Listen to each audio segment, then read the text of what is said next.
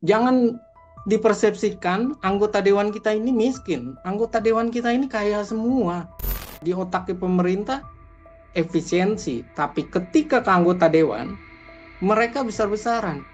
Ini bukti efisiensi anggaran lebih penting urusan wakil rakyat yang tidak merakyat itu ketimbang pendidikan.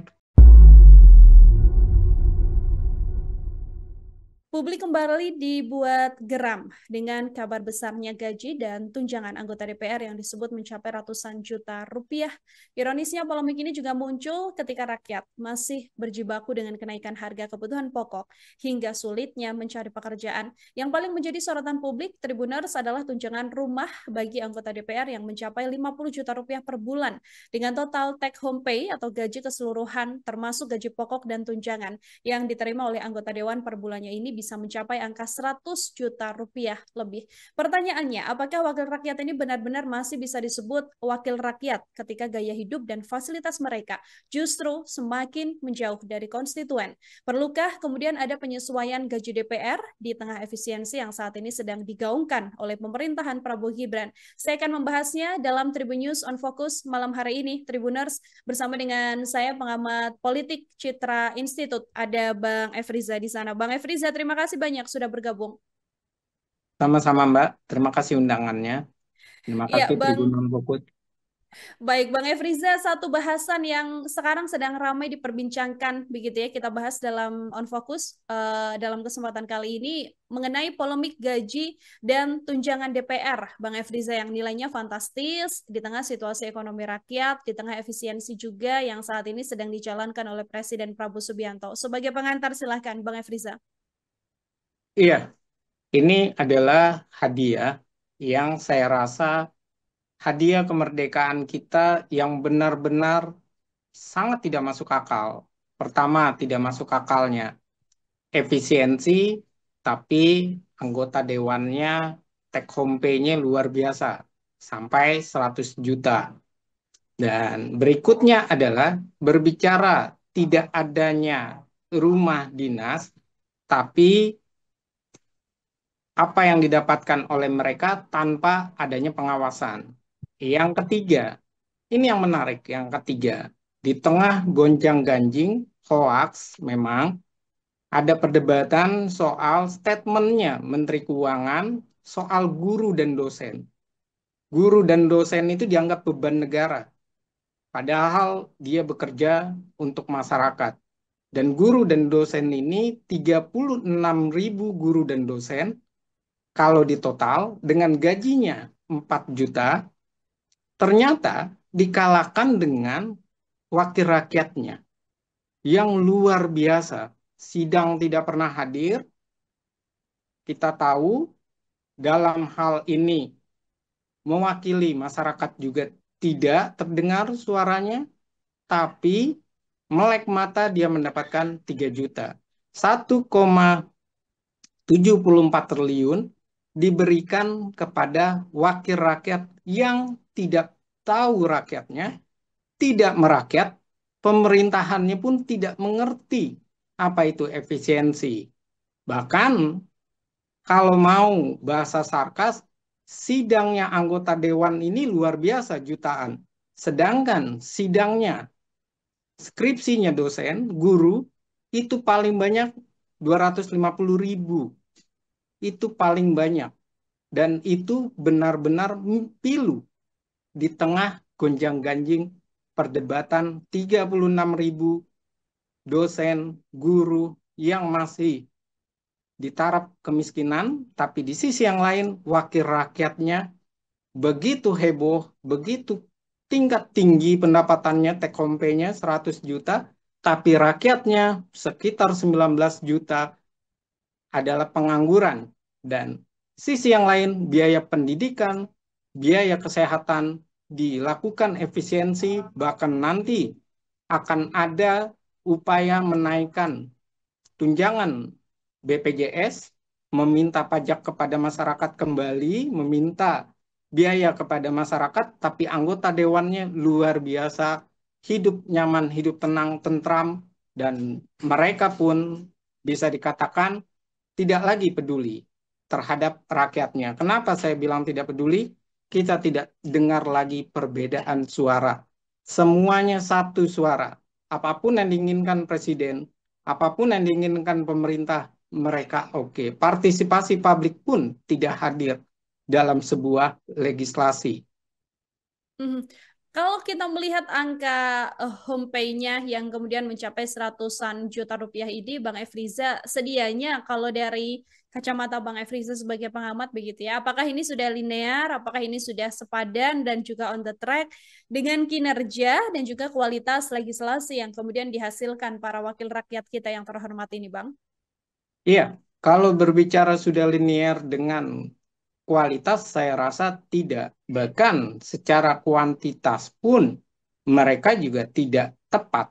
Kenapa? Karena kita berbicara tentang bagaimana partisipasi publik itu tidak hadir di dalam proses pembuatan undang-undang. Yang kedua, bagaimana soal pengawasan? Bagaimana ketika terjadi pemblokiran PPATK yang begitu heboh, di mana suara wakil rakyat kita? Dia hanya diam. Yang menyelesaikan cuma satu tokoh di negara kita, Presiden Prabowo. Semua permasalahan selesai oleh Pak Prabowo. Lalu di mana letaknya kinerja wakil rakyat kita? Dalam soal DPR untuk pemilu nasional dan pemilu daerah saja berlarut-larut, bahkan malah mau membuang suara rakyat. Rakyat tidak diikut sertakan. Pemilihannya ingin kembali ke pemilihan DPRD. Artinya konsistensinya dia mewakili rakyat tidak ada. Ada sekitar 5.000 sekian, 5.600-an dinyatakan oleh Ibu Puan Maharani laporan-laporan masyarakat dan ini membuktikan apa? Laporan masyarakat begitu tinggi, ini membuktikan bahwa semestinya anggota dewan ini punya respect. Hmm. Sedikit banyak punya respect. Kalau tidak punya empati, setidaknya ada respectnya dulu. Ada kegetaran hatinya memikirkan situasinya. Namun apa yang terjadi? Anggota dewan kita benar-benar tidak bisa bersuara. Semuanya mengikuti mau presiden, mereka mengikuti maunya eksekutif. Dan apa yang terjadi? Yang terjadi adalah kita melihat bahwa DPR 580 tapi posisinya selalu dipegang oleh 8 partai politik yang masuk di parlemen. Dan apa yang terjadi? Suara mereka tergantung dari suaranya ketua umumnya. Kita bisa melihat RUU perampasan aset tidak jelas Hmm. rimbanya. Kita bisa melihat bagaimana situasi apa yang disampaikan oleh Ibu Puan.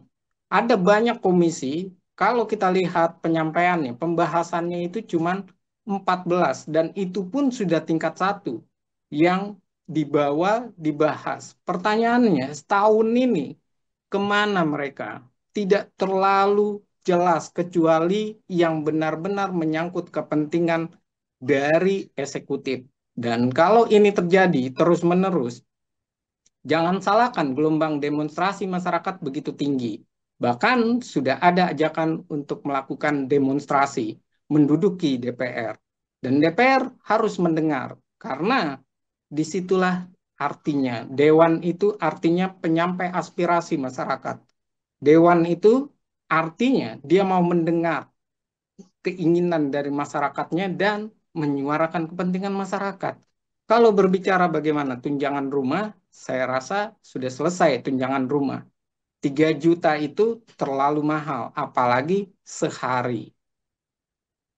Itu angka yang kemudian menuai kemarahan ya dari publik ya, Bang Efriza ya, ketika ada tunjangan perumahan yang kalau kita total kemarin sempat diklarifikasi bahkan angkanya adalah 50 juta rupiah karena alasannya tidak ada rumah dinas yang sekarang ditempati oleh DPR. Kalau menurut Bang Efriza, kompensasi ini yang kemudian diberikan haruskah kemudian ada revisi? Apakah kemudian harus difikirkan ulang untuk pemberiannya atau seperti apa, Bang? Iya, yang pertama kita berbicara dulu tunjangan dinas. Apakah rumah ini layak? Harus diketahui oleh publik bahwa rumah ini tidak pernah dihuni oleh anggota DPR sepenuhnya ya. Rata-rata yang menghuninya adalah timnya mereka, tim kampanyenya atau saudara-saudaranya. Itu yang pertama. Yang kedua, mereka kalau berbicara bahwa mereka harus mencari di daerah Jakarta, sebelum saya melakukan live Zoom ini, saya sempat menanyakan kawan-kawan yang berada di daerah yang mereka mengontrak atau kos lah tepatnya. Mereka bilang 2,5 juta itu sudah dapat per bulan. 2,5 juta per bulan sudah dapat yang baik. 5 juta sudah benar-benar terbaik. Ada lahan parkirnya. Daerah Cilandak, Senayan, ataupun daerah-daerah sekitar situ. Nah, permasalahannya adalah ini 3 juta. 3 juta per hari dengan total 50 juta per orang. Dan ini luar biasa. Dan pertanyaannya, kalau angka ini ternyata kan tadi kita sudah kalkulasi misalnya per bulannya cuma 2,5 juta misalnya. Lalu sisanya itu kemana tanpa pengawasan?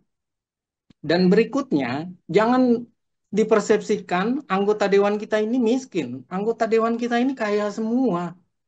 Anggota dewan kita ini bisa terpilih karena mereka pengusaha. Dan mereka punya rumah di berbagai daerah. Jadi, coba kita balik persepsinya bahwa menjadi anggota dewan itu bukan untuk pendapatan, tapi menjadi anggota dewan itu untuk melayani masyarakat dan mereka sudah punya atau sudah selesai urusan pendapatannya. Dan ini luar biasa. Memang kalau berbicara soal gaji anggota DPR, memang kecil dibandingkan dengan upah minimum di Jakarta. Tapi kalau take home pay-nya luar biasa. Itu sangat besar dan inilah yang memicu kemarahan. Berikutnya, tidak adanya rumah ini lebih repot lagi. Rumah anggota DPR ini diberikan kepada menteri dan wamen. Permasalahannya ada lagi pembangunannya nanti. Dan tentu saja menteri dan wamennya ini obesitas dan akan ada pembangunan. Berikutnya, ini yang menarik. Dari seluruh hal yang sedang dibahas oleh kita, Astagfirullah ini salah satunya adalah berbicara tentang perumahan murah bagi rakyat. Dan masalahnya rumah 3 juta rumah bagi rakyat ini belum ada. Dan rencananya di rumah dinasnya anggota dewan yang Blok F. Berapa banyak kita akan mengeluarkan duit. Sementara di otaknya pemerintah efisiensi. Tapi ketika ke anggota dewan, mereka besar-besaran. Lalu bagaimana? Harusnya itulah yang dialihkan, efisiensi untuk anggota dewan dialihkan untuk MBR atau untuk perumahan rakyat itu tadi. Dan ini adalah gambaran nyata gitu loh. Gambaran nyata kesenjangan kita ini semakin tinggi nantinya. Kesenjangan antara elit dan rakyat. Dan lebih parahnya lagi ketidakdengaran dari para pejabat kita, baik DPR maupun eksekutif. Dan termasuk Ibu Sri Mulyani. Dia begitu kukuh, begitu kuat, dan akhirnya diucapkan terima kasih oleh DPR. Dan pertanyaannya, kemana kepedulian terhadap kesehatan? Kemana kepedulian terhadap pendidikan? Ketika kesehatan mau dinaikkan BPJS, kemudian uang pendidikan juga dialihkan untuk program makan bergizi gratis, tapi anggota dewan begitu kenyang, take home pay-nya 100 juta. Dengan angka 100 juta ini, Bang Efriza, kan kita juga masyarakat umum menantikan transparansi, begitu ya, terkait dana yang diterima oleh anggota dewan, kemudian dipakai untuk apa aja, dipakai untuk keperluan apa aja. Ini kan juga cukup penting, begitu ya, Bang Efriza ya. Selama ini yang sudah berjalan dari kacamata Bang Efriza sendiri, apakah sudah cukup ada transparansi yang dilakukan oleh para anggota dewan wakil rakyat ini terkait tunjangan-tunjangan yang kemudian mereka dapatkan, termasuk juga ketika masa reses misalnya yang harus kembali ke dapil. Ini kan juga diberikan uang untuk kemudian bisa dikembalikan lagi uangnya ke masyarakat yang ada di dapil mereka masing-masing. Mengenai transparansi ini seperti apa, Bang? Ya, kalau berbicara transparansi, saya rasa hampir semua LSM sudah menyatakan transparansi itu tidak terlihat. Bahkan jangankan transparansi, ketika reses pun mereka pada dasarnya juga tidak benar-benar turun untuk masyarakat. Mereka tidak benar-benar bekerja sama dengan struktur kepartaiannya di bawah dan kemudian melibatkan masyarakat. Bahkan kalau kita berbicara transparansi saja, kita melihat hari ini Wakil Ketua DPR meralat pernyataannya. Yang awalnya dia bilang bahwa mendapat beras dengan angka bombastis, akhirnya dia bilang dapatkan beras cuma 200.000 per bulan. Kemudian dia bilang bahwa angkanya itu ada kenaikan, kemudian dia bilang tidak ada kenaikan. Ini pun sudah bentuk tidak transparan. Yang kedua, ini juga sudah bentuk bagaimana pernyataan mereka ini, mereka tidak mau dikutak-atik. Bahkan yang miris lagi kalau kita melihat pernyataan anggota Dewan waktu itu, periode sebelumnya, Krisdayanti, dia menyatakan bahwa dia turun ke masyarakat dan membagi-bagikan beras. Dan permasalahannya seringkali masyarakat itu dianggapnya cuman cukup dibagi-bagikan beras, dibagi-bagikan jatah sembako. Padahal kenapa tidak ada upaya untuk membangun masyarakatnya, membangun daerahnya? Sekali ada membangun daerahnya melalui CSR BRI, OJK itu, yang ternyata malah dikorupsi. Ada 10 pembangunan rumah, ternyata 2 yang dibangun, 8 yang dikorupsi. Dan itu adalah fakta-fakta nyata yang terjadi. Dan anggota dewan ini dalam kasus OJK CSRBI ini hampir seluruh anggota yang ada di komisi itu. Dan mereka bisa menggunakan itu. Tapi nyata-nyatanya apa? Mereka menggunakan itu untuk keperluan diri mereka sendiri. Dan untuk keperluan hal-hal yang terjadi. Dan ini sudah masuk di KPK, urusan seperti ini, korupsi CSR.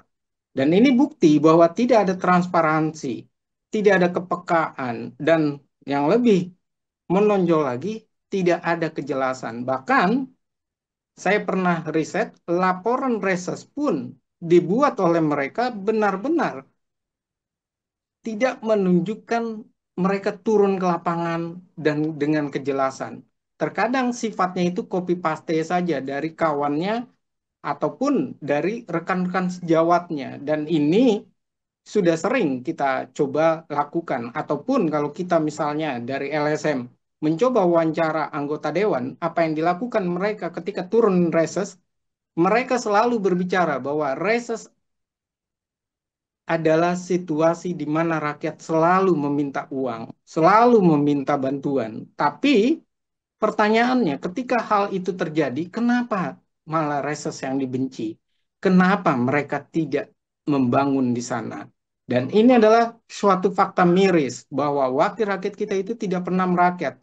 Wakil rakyat kita tidak pernah merasakan bahwa demokrasi kita itu adalah demokrasi yang masih wilayah perut. Rakyat masih dianggap butuhnya cuma 100.000, butuhnya cuma soal hubungan datang, pergi, selesai 8 jam. Mereka tidak pernah melihat representasi sesungguhnya bahwa rakyat ingin diwakili oleh wakilnya. Berbicara di parlemen, berbicara legislasi, berbicara pengawasan, dan berani untuk bersikap. Bukan berani berjoget. Menjadi PR bagi DPR untuk kemudian benar-benar sesuai dengan namanya adalah wakil rakyat ya, Bang Efriza ya. Salah satu PR besarnya juga adalah mengenai transparansi. Dengan begitu berarti Bang Efriza perlu untuk adanya reformasi sistem penggajian misalnya bagi DPR karena kita lihat ada beberapa tunjangan-tunjangan seperti kita lihat tunjangan bensin, ada tunjangan beras begitu ya yang kalau dari analisa Bang Efriza sendiri apakah itu menjadi hal yang kemudian harus menjadi concern pemerintah untuk kemudian melakukan pengkajian agar penggajian atau gaji yang diterima anggota dewan ini lebih proporsional dan sesuai dengan tupoksinya, Bang? Iya, saya rasa harus ada tentang hal-hal tersebut. Kenapa? Karena kita melihat kehadiran mereka saja minim. Itu kenyataannya. Yang kedua, mereka dalam soal kehadiran untuk rakyatnya pun masih berdebat mereka. Mereka selalu berkata mereka tidak butuh hadir di Senayan, lebih butuh di daerah pemilihannya. Padahal di daerah pemilihannya dibawa ke Senayan, tapi mereka tidak menyatakan mereka sangat butuh, bahkan tunggu telepon dulu.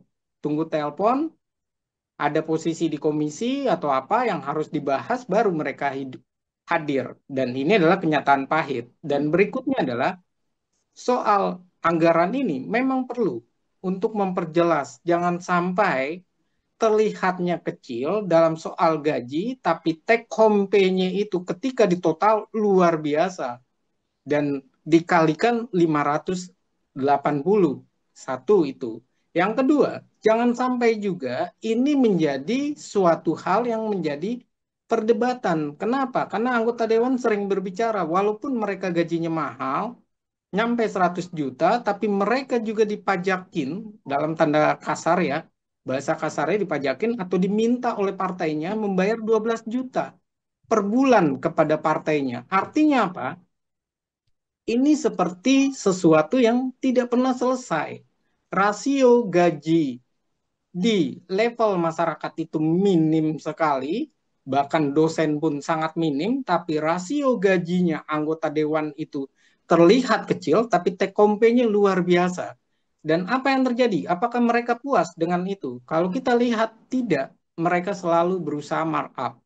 Dari biaya-biaya banyak, kunjungan dinas misalnya, atau biaya bagaimana mereka waktu itu berdebat soal gedung atau soal cindera mata yang nanti di akhir, atau mereka nanti akan berdebat kepada situasi yang ketika mereka dilantik pun tidak membuat mereka sadar bahwa mereka itu bergaji besar dan mereka harusnya benar-benar menunjukkan sikap rakyatnya. Tapi yang terjadi apa? Rame-rame menggadai SK anggota DPRD, rame-rame menggadai SK DPR hanya untuk pelantikan. Dan ini adalah bukti bahwa mereka ini semakin foya-foya, mereka semakin mata duitan, mereka semakin lupa dengan rakyatnya. Sisi yang lain, mereka ini pada dasarnya dikendalikan oleh 8 ketua umum partai. Jadi apa fungsinya wakil rakyat kita? Toh mereka datang ke rapat pun tergantung dari telepon. Mereka pun datang ke rapat tidak pernah ada evaluasi fraksi yang menyatakan bahwa anggota dewannya ini tidak bekerja dengan baik, tidak jelas kerjanya, dan kemudian mereka melakukan recall atas nama misalnya dari masyarakatnya. Itu tidak ada. Hanya mereka melakukan PAW itu tergantung kepentingan partai ataupun tergantung dari kepentingan dalam hal ini kasus yang terjadi meninggal dunia ataupun kasus korupsi saja yang sudah inkrah. Dan ini adalah gambaran nyata bahwa partai politik di kita masih belum menunjukkan bagaimana wakil rakyat ini harus benar-benar bekerja untuk rakyatnya. Yang ada hanya pelaporan tentang kinerja anggota dewan, bla bla bla bla, tapi rasanya tidak pernah terasa bekerja bagi masyarakat. Orangnya banyak, kemudian penggajian atau tunjangannya juga banyak, tapi belum terasa bahkan ya kehadirannya di tengah masyarakat seperti itu. Terakhir dari saya, Bang Efriza, apakah kemudian bisa begitu ya sikap tegas dari RI 1 dalam hal ini Bapak Presiden Prabowo Subianto mengenai gaji besar-besaran DPR RI juga menjadi salah satu solusi untuk ada ketegasan begitu ya, dan kalaupun ada ketegasan dari istana atau dalam hal ini adalah RI 1. Ketegasan macam apa yang harus kemudian ditunjukkan oleh Presiden Prabowo, Bang Efriza? Iya, Pak Presiden Prabowo itu yang pertama, dia harus memperhatikan suara rakyat, dan beliau selalu memperhatikan itu. Suara rakyat pada dasarnya meminta batalkan kenaikan dalam hal ini tunjangan untuk rumah dinas yang baru ya, klausul baru karena mereka tidak dapat rumah dinas. Jadi masyarakat meminta batalkan itu. Yang kedua, jelas kalau tidak dibatalkan tentu saja dievaluasi jumlahnya. Jangan 3 juta. Ini luar biasa, apalagi 3 juta per hari. Harus sesuai dengan bagaimana hal itu terjadi. Dan yang ketiga adalah hal itu terjadi adalah sesuai dengan perhitungan di Jakarta. Seperti apa? Jangan ngasal. Jangan diberikan sampai 50 juta. Oh, itu tidak masuk akal. Dan berikutnya adalah ini yang terpenting. Bagaimana Pak Prabowo menjawab tentang efisiensi anggaran. Di rakyat, rakyat kena beban terus, kena masalah terus, nanti juga BPJS akan naik, tapi level DPR selalu nilainya baik, selalu nilainya ditinggikan. Pertanyaannya sederhana. Pak Prabowo selalu bilang, bekerja untuk rakyat, untuk kepentingan rakyat, bekerja bagi masyarakat. Jangan curangi masyarakat. Lalu pertanyaannya, bagaimana dengan kasus ini? Apakah eksekutif dan DPR sedang mencurangi rakyatnya dalam hal anggaran, atau memang ini bukti efisiensi anggaran lebih penting urusan wakil rakyat yang tidak merakyat itu ketimbang pendidikan dan ketimbang kesejahteraan maupun dalam hal ini kesehatan masyarakat. Ini harus dijawab oleh Presiden Prabowo untuk melihat kasus tersebut. Dan ini adalah gambaran nyata yang terjadi. Menjadi salah satu ironi juga bagaimana wakil rakyat ya, Bang Efriza ya, tidak bisa mewakili rakyat dan perlu kami juga sama-sama kemudian akan mengawal bagaimana tindak lanjut dari tunjangan yang begitu besar di tengah katanya efisiensi yang diberlakukan oleh pemerintah begitu ya, karena memang nominal puluhan juta ini harusnya kalau bisa dimaksimalkan untuk dialokasikan ke segmen-segmen lain juga bisa sangat membantu. Di antaranya misalnya harus ke guru dan sebagainya. Ini juga menjadi salah satu opsi seperti itu. Bang Efriza, luar biasa sekali. Terima kasih banyak untuk kesempatannya hari ini berdiskusi dalam Tribun News on Focus bersama dengan saya. Semoga di lain kesempatan ada waktu kembali untuk berbincang. Sekali lagi, terima kasih banyak untuk kesempatannya, Bang Efriza. Terima kasih banyak, Mbak. Mohon maaf kalau ada salah kata dan bahasa. Baik, demikian Tribuners, obrolan saya bersama dengan pengamat politik Citra Institut ada Bang Efriza dalam Tribun Sound Focus kali ini. Nantikan obrolan saya dengan sejumlah narasumber lain dan juga tema-tema lainnya masih dalam program Tribun Sound Focus setiap hari pukul 8 malam. Saya Nila Irda, pamit undur diri. Terima kasih banyak dan sampai jumpa. Download Tribun X sekarang. Menghadirkan lokal menjadi Indonesia.